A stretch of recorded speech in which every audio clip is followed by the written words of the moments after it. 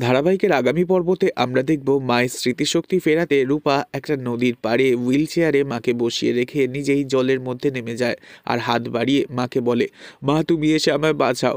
আজ যদি না বাঁচাও তাহলে তোমার রূপা তোমার থেকে চিরদিনের মতন এবার হারিয়ে যাবে।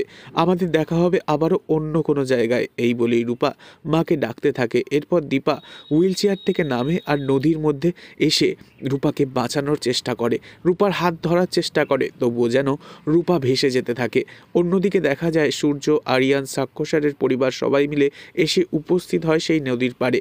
সূর্য নদীতে ঝাঁপ দিয়ে উদ্ধার করে আনে রূপা এবং দীপা দুজনকেই। নদীর পাড়ে রূপাকে তুলে এনে দীপা সূর্যকে বলে, ডাক্তারবাবু এটা আমাদের মেয়ে রূপা, ওকে তাড়াতাড়ি বাঁচান, এতদিন পর আমরা ওকে ফিরে পেয়েছি। এরপরই পেটে চাপ দিতেই রূপার মুখ থেকে জল বার হয়। রূপার জ্ঞান ফিরতেই রূপাকে জড়িয়ে ধরে সূর্য, দীপা এবং সোনা।